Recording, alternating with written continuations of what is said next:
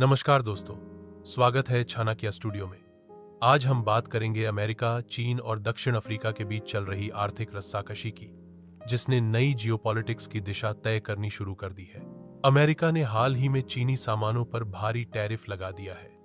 इसका असर न सिर्फ चीन पर, बल्कि पूरी दुनिया पर महसूस किया जा रहा है। टैरिफ का मतलब चीन से आने वाला सामान अमेरिका में महंगा हो गया, जिससे अमेरिकी उपभोक्ता भी परेशान है। चीन ने इसका तोड़ ढूंढा अफ्रीका में और पहला बड़ा पार्टनर बना दक्षिण अफ्रीका। दक्षिण अफ्रीका सोना, हीरा और खनन का गढ़ है। चीन के लिए ये रणनीतिक साझेदारी बेहद महत्वपूर्ण है। चीन पहले से ही बेल्ट एंड रोड इनिशिएटिव के तहत अफ्रीका में अरबों डॉलर निवेश कर रहा है।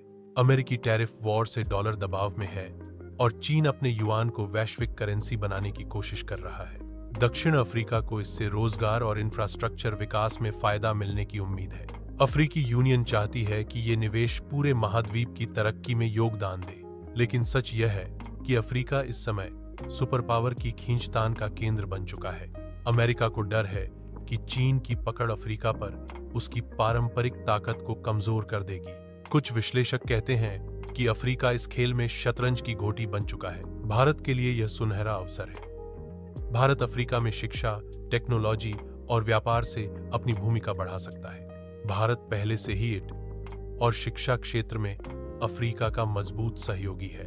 भारत और अफ्रीका का व्यापार अब एक $100 बिलियन से ऊपर पहुंच चुका है, जहां चीन इंफ्रास्ट्रक्चर पर ध्यान देता है, वहीं भारत स्किल और नॉलेज पर निवेश करता है।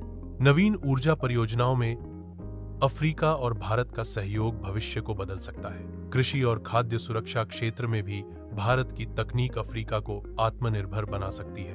अफ्रीका में अब 3 बड़े खिलाड़ी हैं, अमेरिका, चीन और भारत। पर सवाल उठता है, क्या अफ्रीका अपने संसाधनों का असली मालिक बन पाएगा या फिर सिर्फ सप्लायर रहेगा?